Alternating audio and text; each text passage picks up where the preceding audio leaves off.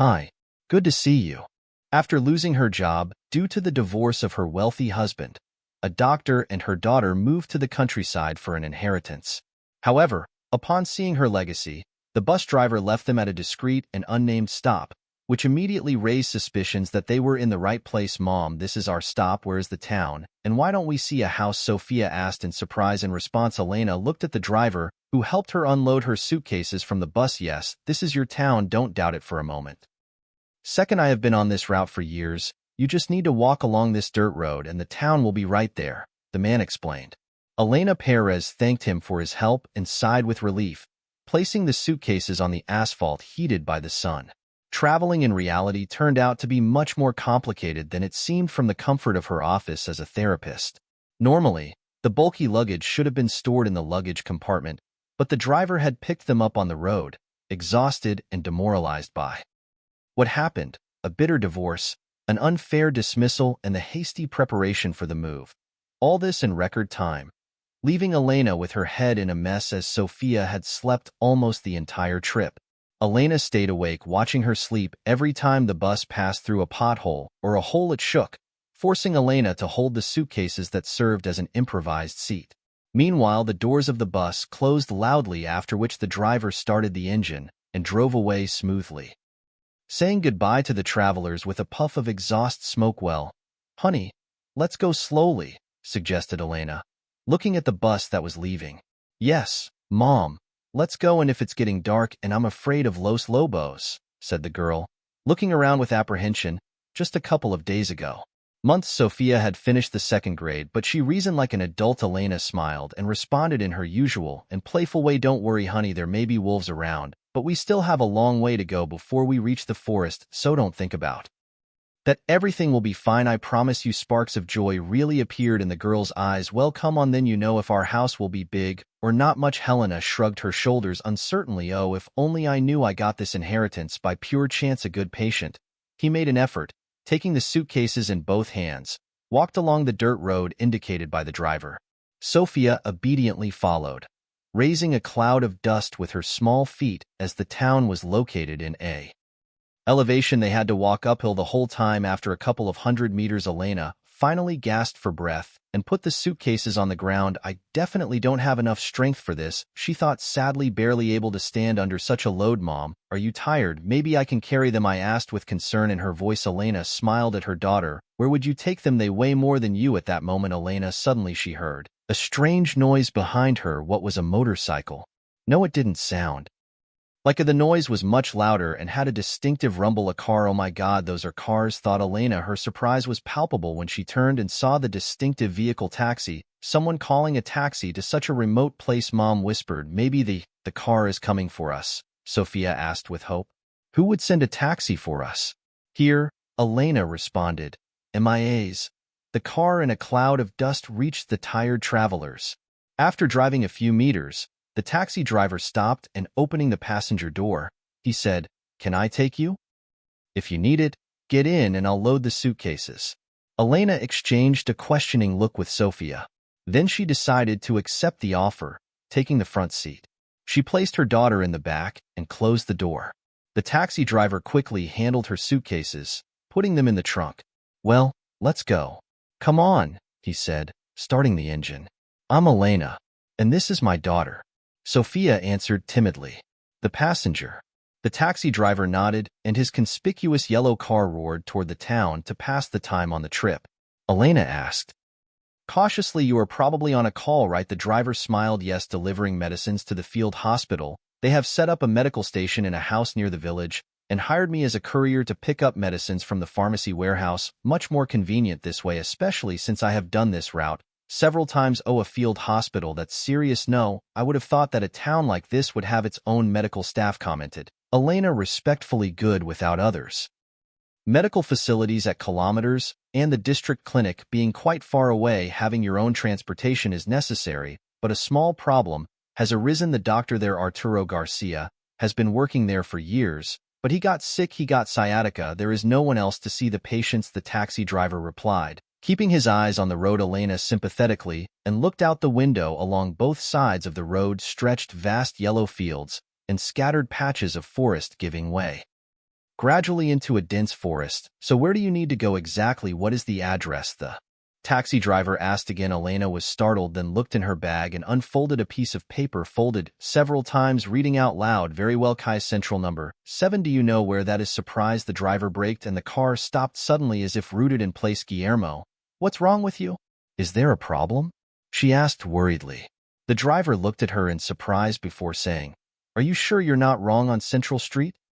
"Number is true. Yes, it is correct, because I would be wrong. It is clearly written in black and white," the taxi driver replied, shaking his head sadly. "They probably gave you the wrong coordinates. You will see that address is where the field hospital is located, where I am delivering medicines at Arturo's request." Elena held her breath in surprise. A field hospital? But there is supposed to be a house there. "I inherited it from Vicente Guerra. I have the documents. To prove it, I can show it to you."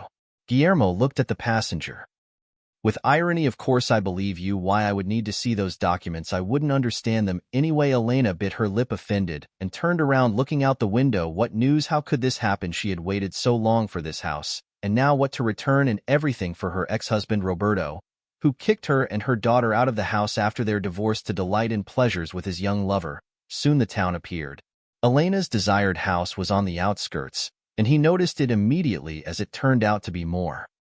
Later, the taxi driver was right. The house he inherited was in fact where the field hospital was located. How could this happen? Could there really be an error in the documents? He thought sadly. Meanwhile, Guillermo stopped the car at the door that had a cross painted in red. "Mom, we're going to live in the hospital?" Sofia asked cautiously. Elena shrugged her shoulders uncertainly. "I honestly don't know." Sofia didn't expect this at all. Placing the suitcases in front of the door, Guillermo took out a small package of medicines and he started knocking on the door. "Hello, there's someone alive in there. The delivery is here," Elena called. She looked around cautiously. It seemed that the entire town was watching her every step or movement, and this despite the fact that the town itself lived its life measuredly and without hesitation. In a hurry, the dogs barked, the geese honked invitingly, and the pigs grunted happily, rummaging in their troughs. Meanwhile, the cows grazed peacefully in a distant pasture and were supposed to return home at dusk, led by the cries of the. Soon the village shepherd. The creak of the front door being opened echoed from the house, and a minute later, the door was flung open, revealing a displeased woman of a few years, dressed in a typical white medical gown, casting a hostile glare at the guests. He addressed the taxi driver. "Oh, hello, Guillermo. And who are these people you know?" "I guess." The driver coughed uncomfortably. "No, Maria was just passing by, and Elena and Sofia were walking along the road. I couldn't just leave them." Maria made it wince in pain. "And what do they need here? And where are the promised medicines?" The driver was about to speak, but Elena beat him to it. "I came to my house. Well, not completely mine, but that doesn't matter. How it's not completely yours, and anyway you're safe. That you are not wrong." Maria doubted. "Well, not everything is correct. I have the documents here. You can take a look. Notarized and certified," Elena responded, a little embarrassed by her own frankness. "Documents, you say? Well, okay, come in. You will need to show these papers to the president and to Arturo," answered Maria more kindly, her behavior revealing traits of a member of the medical staff. "Junior, most likely a nurse or assistant. Well, now that you have resolved things here, I will go, I guess. Here, take the medications. Everything is according to the list. The seal on the package is intact," she said. Guillermo said goodbye and headed back to his car. Night was approaching, and he still needed to park the car at his taxi rank. "Goodbye, Guillermo. Come back again. Don't forget," said Maria, saying goodbye. Casting a loving glance at the guest who was leaving. "Oh, it's like a Shakespearean drama that takes place here." She growled at me like an angry cat. "Maybe she's jealous," thought Elena, barely containing a smile. Only when the taxi disappeared around the corner did Maria decide to invite the guests at home. The nurse refused to help Elena with the suitcases. Elena smiled, but refrained from approaching Maria. What was the point of escalating tensions in their first meeting? Who knew how their lives would intersect in the future? They could end up working together. In fact, this house is divided into two halves. That is, it has two owners. One half is the doctor where Arturo works, and the other is the living area.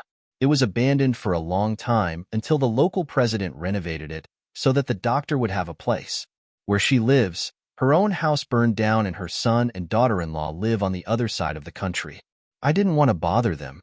"Most likely, your inheritance refers to the half of the house designated to live in," Maria explained as she guided the guests inside. Quite cozy.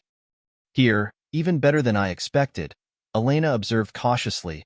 Well, of course, what did you expect? They did a good renovation here thanks to the president and Arturo, Maria Elena replied, biting her lip, offended. Clearly they weren't receiving her with a red carpet here, but that was fine. The important thing was that Elena finally got rid of the heavy suitcases and was able to leave them in the hallway. Maria, who was there, dear, I guess Guillermo brought the medicines, right? The weak voice of a man was heard, trembling with weakness. No, Arturo is something completely different. William has already left, and now some heirs have appeared. Maria responded with contempt towards the new owners. Elena held her breath in indignation why this nurse allowed herself to speak to her in that tone. Elena and her daughter did not deserve basic respect. Heirs, that is a serious matter. Let them in. And Maria, please make some coffee for me and the guests. The man responded with the same weak voice. Maria cast an angry look at Elena, as if blaming her for the Arturo's illness and not being able to take care of his guests himself. Okay, I'll do it now, Maria growled under her breath. Elena smiled and entered the room where Arturo was. To her surprise, she found a years-old man with a face full of wrinkles and kind gray eyes. Hello, dear guests. Please come in and tell me what brought you here. The old man broke the long silence. Elena felt uncomfortable. Then she took out the folder with the will of the late Vicente from her bag. Here, take a look, she said. What? I'm sorry for the sudden appearance, but if it weren't for the circumstances, I would never have come here as unexpectedly as a bolt of lightning in a clear sky without warning. Arturo smiled but didn't bother to examine the will. He believed Elena. Over the years he had learned to read people and understood immediately that she was telling the truth. Besides, what was the point of lying to this kind woman with a little girl who was also holding 2 huge suitcases? Don't worry, I won't reject you, please. Sit down, said Arturo. Somehow it's my fault that this happened. The house had been vacant for so long, a few years or even more, so I decided to use it for my needs. This half of the house used to belong to Vicente Guerra, my childhood friend. But then he moved to the city and didn't come back here for years, so I somehow took over this house for myself. Although if Vicente had returned, I would have returned this house to him without a doubt. And what about the renovations you invested so much money? Asked skeptical Elena. Arturo waved her hand disdainfully. Oh, those funds are here today, tomorrow they are gone. That is where happiness lies. The main thing is that we have installed a medical station here now. People from the entire area, and sometimes even from the city, come to us. It's a shame about health. I could use a colleague to help in case of emergencies. I'm just driving on my own. Maria. She's just a nurse, and there's so much work at that moment. A spark of joy lit up Elena's eyes. Well, I'm a general practitioner. Time could be of help. Just 2 weeks ago, I was working in the therapy department of the city clinic. Arturo raised an eyebrow in surprise. In the therapy department, you say? That's perfect. We desperately need specialists like you. Maybe you would work with us. You could live here and work. I can't promise you a great salary because our company is purely voluntary, you understand, but I will talk to the president. Ricardo Hernandez is a reasonable man. I think he could arrange a decent salary for you. Elena shook her head. Fix? What do you mean? They work independently, separately from the local government. Arturo smiled. Well, you could say that, but we are not exactly autonomous here. We work in what you could call challenging conditions. We provide assistance to the population due to the lack of necessary specialists. Not everyone can afford a trip to the city where even the buses don't run that frequently, and forget about the train. Sometimes there is so much crowd there that a sick person wouldn't even fit. Like my mother, Sofia interrupted, somewhat uncomfortable. Yes, like your mother, Arturo answered seriously as if he were talking to an adult. Elena smiled as she looked at the old doctor, trapping him in themselves. But he took the initiative to organize a medical station in the town that, due to the circumstances, he lacked medical assistance. When he saw the frozen surprise in Elena's eyes, Arturo said, You guys make yourselves at home, dears. I have 2 spare rooms here. I will stay in one until I find something better, and your small, you can have the other. You can even take 2. I don't care. At my age, I have come to understand that it is not necessary to pursue luxury. I am used to getting by with little. You could say that I live in Spartan conditions. Tears welled in Elena's eyes. How much there was. I've missed such words of support lately, especially from men from whom she had suffered enough in her life. Mom, when are we going to eat? I'm hungry. Sofia broke the awkward pause again. Elena shrugged her shoulders. Absent-mindedly, he then remembered that he had packed some sandwiches and coffee in a thermos for the trip, but since the trip had been quite hectic, they simply hadn't had time to eat. Let's all have dinner together, Elena suggested to the old doctor. However, Arturo immediately waved his hands in protest. No, no, thank you. I have had enough coffee. I don't want to eat. I have no appetite, especially after this illness that hit me. It is relentless. I used to search when I was younger. You know how to dive in the water, explore the beds of the rivers. At that time were called something else, but I stupidly spent a lot of time in the water, so I hurt my back, and now I only see the underwater depths on the television screen, said Arturo with a smile. There are medicines available now. Medicine has very advanced ointments, injections, Elena cautiously inquired. Oh no, dear, I don't want any more medicines. I treat myself mainly with herbs now, and I help people because I know it's the most I can do for them, shook his head Arturo. My son and his fiancée, they live miles away from me, so I don't see them often, but fortunately I have a son, but it's still not clear how things will be with children for them. At that moment the door opened and Maria appeared on the threshold with a tray on which there were 3 cups of fragrant and steaming coffee. Here, Arturo, help yourself, he said to the old doctor. Maria once again pretended that Elena and Sofia were not even in the room. Thank you, Maria. May God bless you with health and a good husband.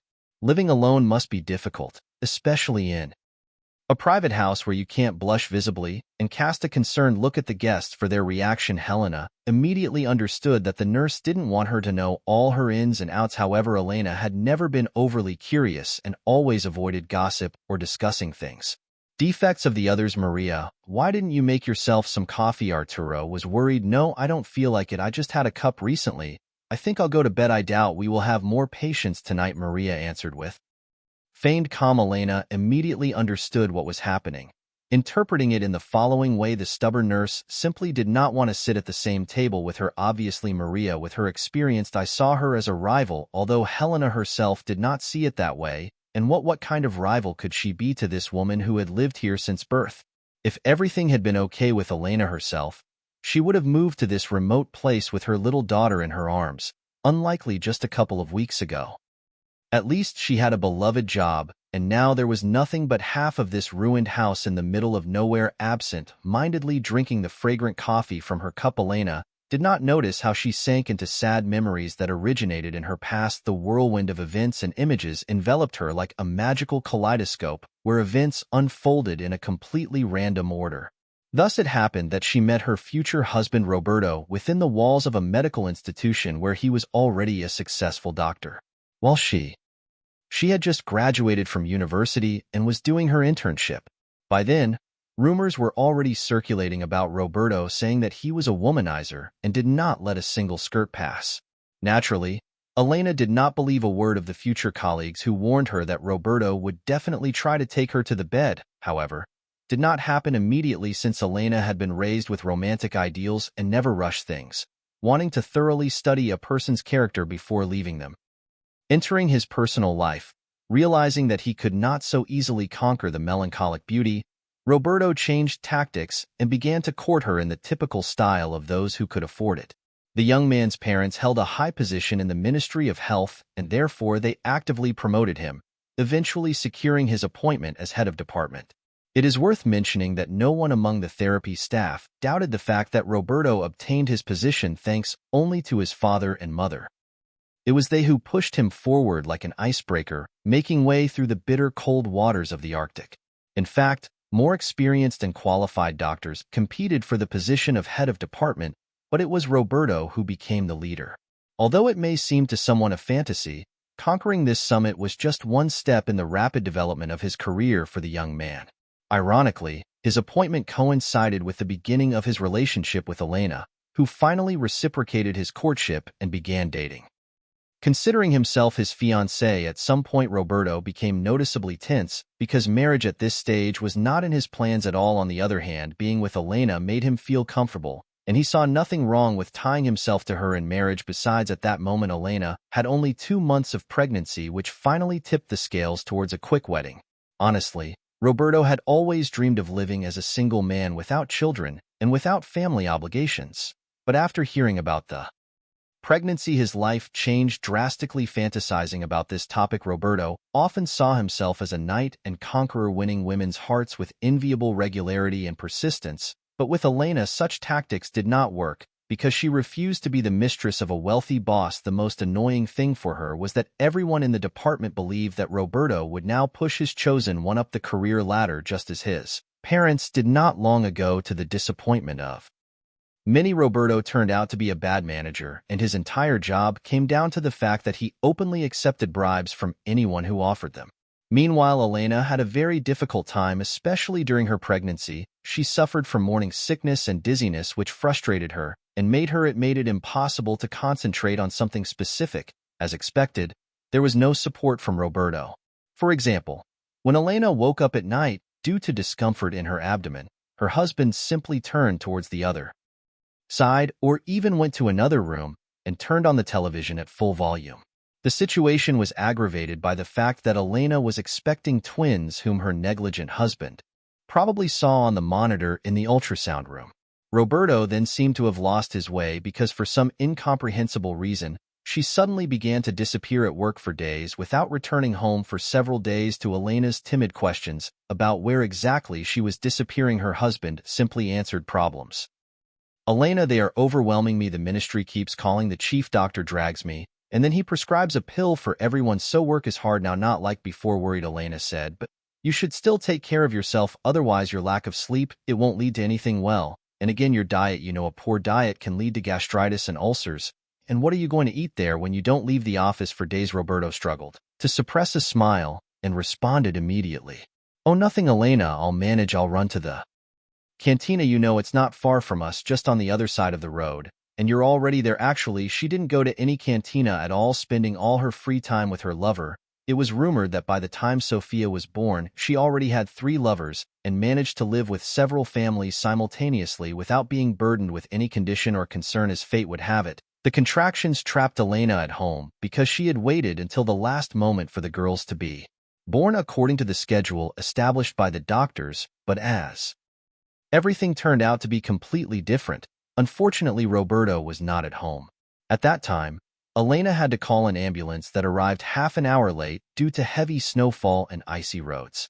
Meanwhile, her husband was having fun in a roadside hotel with his lover, and he didn't even think about how his wife could be feeling to avoid being disturbed. The young man turned off his phone and only found out about the birth of his daughter 2 days later. But even more shocking was not this, but the fact that the first thing Roberto asked was why there is only one girl, where is the second girl? What happened, Elena? Why are you silent? Why are you silent? The young woman in labor so silently then burst into hysterical sobs. It turned out that the doctors could not save both babies, and Elena's joy at the birth of a daughter was overshadowed by the pain of losing the second. The cesarean section was not performed on time, and the assistant surgeon did everything that was required. It seemed that there was nothing dangerous in this simple operation, but as is known, each case is unique, and therefore there is always a risk of something going wrong. But this did not mean that Elena blamed her medical colleagues or anyone else. She understood that life throws all kinds of challenges. After birth of Sofia, for some inexplicable reason, Roberto became cold towards his wife and began to consider her responsible for the death of his second daughter. It is all your fault. If you had gone to the hospital on time, everything would have been fine, but you didn't wait. You shouldn't have been in the pathology department for 2 weeks as prescribed, but you did not feel the pull of your home. Elena accused her, paled, and her expression changed. What does that have to do with it? You are not an obstetrician. You are the head of the therapeutic department, and you have no right to tell me what would have been better or worse. Roberto responded. He scoffed. Well, look, don't think that I will cover you in 3 years. If you don't come back from your maternity leave, I will fire you. Or, better yet, I will transfer you to some remote place. Employees in the provinces are always asking valuable staff, so I'll send you there. If you keep behaving like that, do whatever you want. You can even send me to the Med out of nowhere. I don't care anymore, answered Elena, crying. How it turned out, raising her daughter fell completely on her shoulders. Meanwhile, Roberto disappeared at work for days, turning his life into an endless series of intrigues and celebrations. However, now Roberto no longer hid the fact that he spent time not at his desk, that he strutted around in the company of long-legged beauties or new nurses from big eyes. Without realizing it, years passed that seemed like an eternity for Elena. Day after day, the same routine work, homework. Probably like all young mothers during this time, Elena managed to send Sofia to kindergarten after her maternity leave, and then to school, and did everything herself since there was hardly any support from her husband. Elena's mother-in-law and father-in-law also did not get attached to Sofia and rarely accepted that their granddaughter visited their home. At some point, Elena even thought that they considered their granddaughter to be another man's. But how could she have another man when she worked with Roberto in the same department side by side? It is difficult to say how long their joint existence would have continued if at one wonderful moment Elena had not met one of the elderly patients, who had already been in the clinic for 3 weeks. Much to his dismay, Vicente did not hide the fact that he would probably never leave the medical facility again and therefore treated everything with calm edges and resistance. However, Elena took good with him from the first days of their relationship. The wise man had lived a difficult life, and above all he loved to talk about his childhood in a remote village. According to Vicente, he still had a house there where his parents once lived. Due to the seriousness of the illness of the man, Elena listened to him attentively, well aware that at some moments the elderly patient could embellish his past while at others he could add negative colors. Furthermore, Elena understood that she could not help Vicente more. On the other hand, she could alleviate his condition with care and carefully selected medication therapy. Thank you, Elena. You are all I have left. I had a son, but he disappeared. The canalla ended up behind bars from a young age and has been there ever since. He will be free to roam for a year. And then back recently I received the news that he died during a prison riot. I don't know what happened there, but they sent me a zinc coffin, and in it there was an obituary and 2 words. They didn't even let me open the lid. Well, I cried. I was sorry, and then I organized the funeral, but as soon as I did it, I ended up here, and here they did some tests. In short, they quickly discovered that I was sick. I used to endure it hard and try to treat me with herbs, but now I understand that it was all in vain. Oh, Vicente, you still have a lot of life ahead of you. Let me prescribe a new medication, and you will feel noticeably better. You can be sure of that. I have treated more serious cases than yours. Elena hastened to reassure him, however, deceiving the experienced man with years of experience was already impossible once. Towards the afternoon, during her shift, she called her and asked her to sit at the table next to her bed. When she saw the question frozen in the doctor's eyes, the elderly patient continued, listening. Elena, forgive me if I'm overreaching, but you, Roberto, well, the boss of the department is a bad person. He is cheating on you left and right, not only with one, but with several women. You know, they the stupid ones don't even know it, but I am in the department every day, so to speak. I notice everything. Sorry for telling you so directly. Any other person in my place would have stayed silent, pretending that nothing was happening, but I can't do that. Leave it, or better yet, run away and take your daughter with you. I saw her. Sofia is a good girl. She came to see you during lunch. Elena looked at the patient old man with too bad. What else could I say to him? Vicente had expressed out loud what had been accumulating in his soul, like magma from a boiling volcano all this time. Maybe he just didn't have the strength to leave his husband and start over. Not everyone can be fatal beauties with hearts of ice. If only Elena was cheating on you, she wouldn't say anything. But you see, she speaks such unpleasant things about you. She makes fun of you, and even in public everyone here knows it. But you don't realize. Leave it, dear, leave it. You will raise the girl yourself. You are not stupid, and you have nothing to do with this bloodsucker, Vicente added regretfully, shaking his head. Elena looked at the old man in doubt. Where would Vicente go? I have nowhere to live. I live in his house with Sofia, and there is also work. He is my boss after all. Whatever. Let him say I do it. The subordination, you know, has not been cancelled. Vicente paused for a moment, then said, listen, Elena, here is the thing. I have a small house in the town of my hometown. I have not been there for a few years, but they say it is still in standing, and not just standing, but standing strong. Will last at least another decade. So I want to leave her to you, so that you and your daughter can start a new life. You treated me like a human being with all your heart, so I want to return the kindness with kindness like my parents taught me. After hearing these words, Elena protested vigorously. No, no, Vicente, I cannot accept this. How could? That is your hometown, so to speak. What does it have to do with me? I am just a single mother from the city. To his sincere regret, it was impossible to dissuade Vicente. Taking her hand, he added gently, I will give this house only to you and your daughter. No one else deserves it. Of course, I could leave it to the state, but I don't want it to be dismantled brick by brick in the town, and there will be nothing left there but a piece of land. I want some memory of me to remain, and the house will be your support. It's a bit far, of course, about 3 or 4 hours by car from here, but I think you'll manage. Elena shook her head doubtfully. Well, I don't know, Vicente, if I can handle it or not. I will try, of course, but we will see. I will also need to prepare. Sofia goes to school. Although now it is vacation time, it is still the new place, new conditions. Vicente nodded in agreement.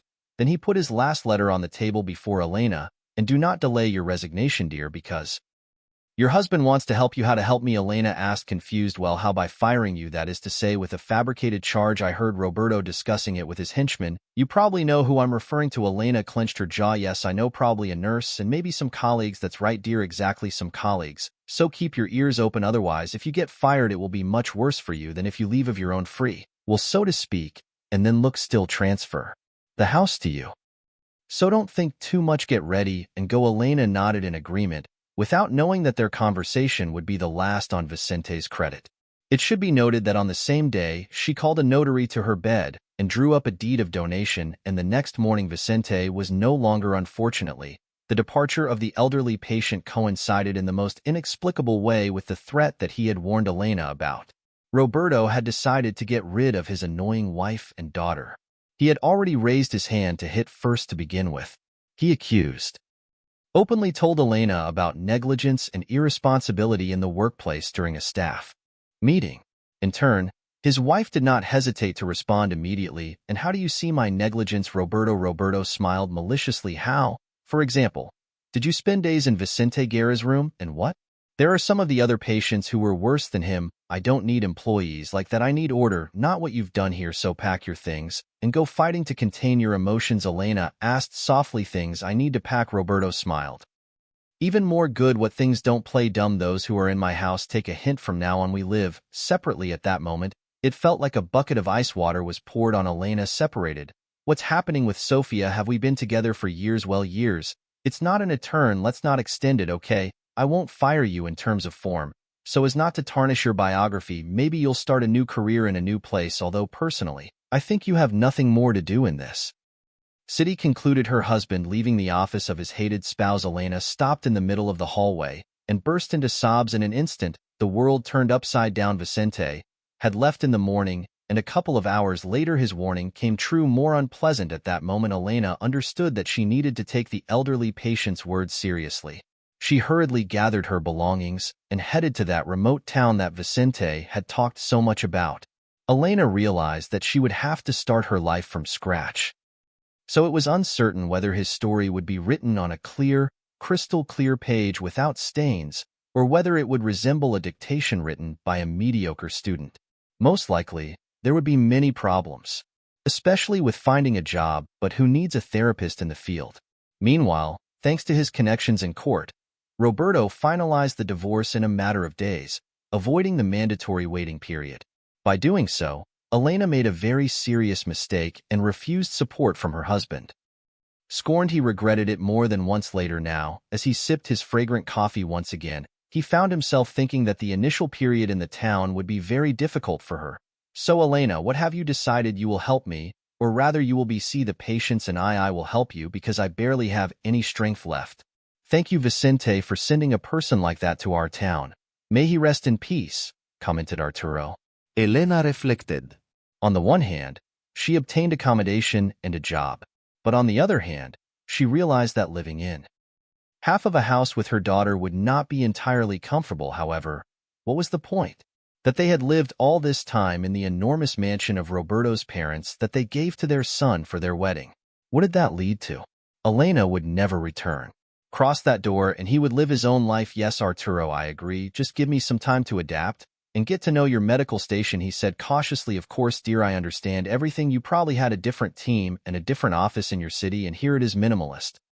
As you can see, we are waiting for the sponsors. Maybe some patron will help us, but what kind of sponsors can the villagers be? Well, they can bring milk or a dozen eggs, but it is still a support for us, but we will bring as much help to the people. Arturo smiled, his pleasant voice. It had a calming effect, setting a kind and positive tone, just as the nurse instantly took a dislike to Elena at first sight. Elena initially mistakenly believed that Maria's jealousy extended not only to the taxi driver, William, but also the old doctor. However, it was not jealousy in the literal sense. Most likely Maria simply wanted to be the first in everything, and the appearance where Elena on the scene threatened her status as the main figure in the world of rural medicine. Of course, the nurse always deferred to the experienced doctor because Elena had a diploma and extensive medical knowledge, certainly Elena could only independently perform minor procedures such as injections, drops, pressure measurement, arterial or blood sugar tests, but in general Maria could not compare with the general practitioner. She envied Elena and saw her as a rival and intruder who tried to assert herself at the expense of others. A week passed when Arturo began to feel a little better and began to see the patients at the medical station. Elena quickly immersed herself in the work and became his right hand in a matter of days, continuously thanking the late Vicente. She worked for the common good, helping everyone in the town from the youngest to the oldest. Sometimes in moments of special emotional mood, Arturo remembered the old days when he and Vicente studied in the same class. Living nearby, they played soccer until they were tired. They went fishing and swam in the river later.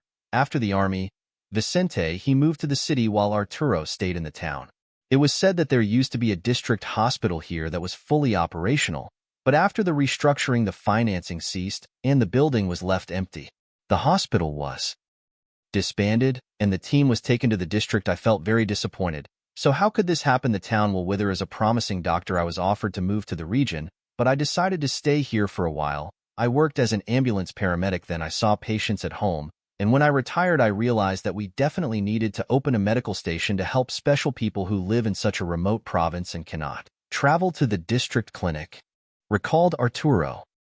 Elena nodded. Yes, you are right. I agree. You have conceived a good work, simply amazing. And in fact, it is not easy to get to the center of the district. Arturo smiled. Yes, the roads here are something else. You have to be careful. Both motorists and bus drivers have a while difficult. Although Guillermo is a golden boy, he used to be from the orphanage. He and his older sister were orphans. You probably don't even know that Guillermo doesn't live alone. With who? I guess he's married, he asked casually. Elena. Well, no, Elena, our Guillermo is raising his nephew, the son of his deceased sister. That is to say, she and her husband died in a car accident, and the child was facing foster care, so Guillermo took him under his wing. Now Carlos Gutierrez goes to the kindergarten, and Guillermo works as a taxi driver in his free time. But when his shifts don't coincide, he has to hire a babysitter. You know that costs money, and not a small amount. So I try to help as much as I can. I give him some odd jobs. I arranged courier jobs for him, Arturo answered frankly.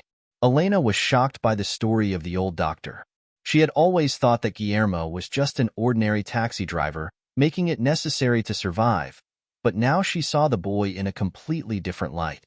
At some point, she involuntarily compared Guillermo with Roberto, her ex-husband, and realized that her fiancé was not as good as this young taxi driver. Once in a sincere and heartfelt conversation with Arturo, Elena found out about that a year ago Maria had been in a relationship with Guillermo but left him after he decided to take custody of her nephew. Then, in a fit of anger, Maria told Guillermo that the perpetually crying baby was unpleasant to her. The young taxi driver reacted with calmly without causing scenes or scandals. She simply gathered her things and disappeared into the night with the baby stroller. However, Maria and Guillermo were seriously preparing for a wedding that was supposed to take place in just a couple of weeks. Of course, when the veil of anger was lifted from the young nurse's eyes, she regretted what she had said and repeatedly begged Guillermo to forgive her, but the boy never forgave her.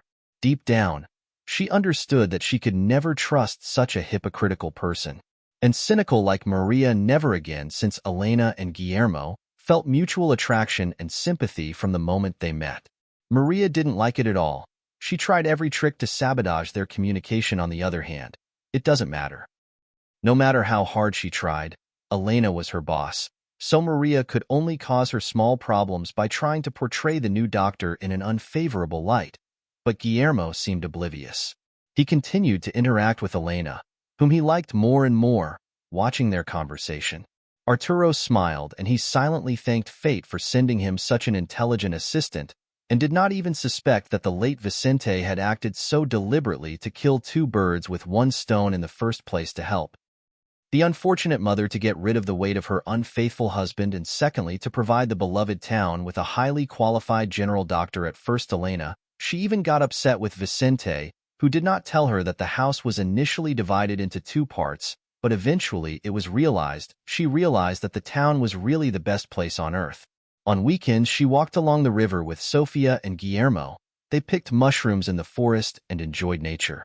In those moments, Elena immediately remembered How sad and lonely she felt when she spent weekends with her ex-husband Roberto, who always seemed to be worried. However, Maria was irritated and secretly cried watching Elena and Guillermo spend time together. Once the clever nurse even complained directly to Arturo, saying that Elena spoke badly of him, but the old doctor understood immediately that Maria wanted to sow discord between him and his colleague. Maria, I don't believe a word you say. You will have to forgive me, but the jealousy and envy is not the best qualities.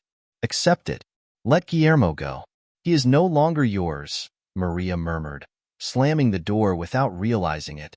6 months passed. Elena and Guillermo became so close that they already considered themselves a couple despite Maria's intrigues. Their relationship strengthened day by day, filling their hearts with love and mutual respect. One day, in total desperation, Maria left a lipstick in Guillermo's car. Knowing well that Elena did not wear makeup, deep down she hoped that her rival would notice the strange objects. And they were angry for a long time, since high-end cosmetics were not cheap. 1 month after that, Elena found out that Roberto had become a suspect in a criminal case involving large bribes and fraud at the city clinic. As a result, after an exhaustive investigation, they not only dismissed the head doctor, but also almost all the department heads involved in abuses of power. Elena found out about this from the newspapers to which she subscribed. She read them together with Sofia, managing to stay up to date the latest news from the city and at the same time help her daughter improve her reading skills. Shortly after, a new head doctor arrived in town and offered Elena to come back and fill the vacant position as head of the department. She looked at him in surprise and denied with my head, "I'm not sorry. I'm not going anywhere. I'm staying here. I have everything I need," Elena said firmly. At that moment, Arturo intervened in the conversation. "Wait, don't rush. Maybe you should consider it. It's an opportunity to advance your career," Elena responded firmly and decisively. "I'm not staying here." Meanwhile, Maria held her breath and imagined that Elena could gather her things and go to the city, leaving Arturo and Guillermo under her care. But Elena decided to stay no matter what Maria decided. He realized that his plans would not come to fruition since Elena had stubbornly rejected the newcomer's offer. Once Elena had the opportunity to prove herself in the city, but she did not take it. Now the young mother had sat here in the province and did not want to leave what had become dear to her heart. At that moment, something clicked in Maria's mind. Reaching the head doctor of the clinic, already on the street, she asked him in a low voice, "Jose, maybe you will take me as a nurse. I have been working here in the province for years, and I want to go to the city to obtain accommodation and opportunities for professional growth." Jose Herrera raised an eyebrow in surprise, then looked around in search of Arturo, who was on the porch of the clinic. "Colleague, can I take Maria with me?" The old doctor nodded in agreement. "Of course you can. Maria is a worthy worker, diligent and very capable. Take her, you will not regret it." Since then, Helena and Maria never met again. It was rumored that Maria's ambition made such an impression on the new doctor boss, who only 3 months later proposed marriage to the provincial beauty. Ironically, at the same time, Guillermo and Elena got married, and they did so without pomp or circumstance, getting married in a small church located in a neighboring town. The residents of several nearby towns gathered to celebrate this memorable event. Each of them wanted to congratulate their beloved doctor, whom they had visited at least once, and the hospitable taxi driver. Observing the happy faces of the newlyweds, Arturo smiled and thanked their childhood friend Vicente, who changed their lives for the better and provided them with an invaluable specialist dedicated to their work with heart and soul. If you enjoyed the story, please support it with a like and a comment. All the best to you.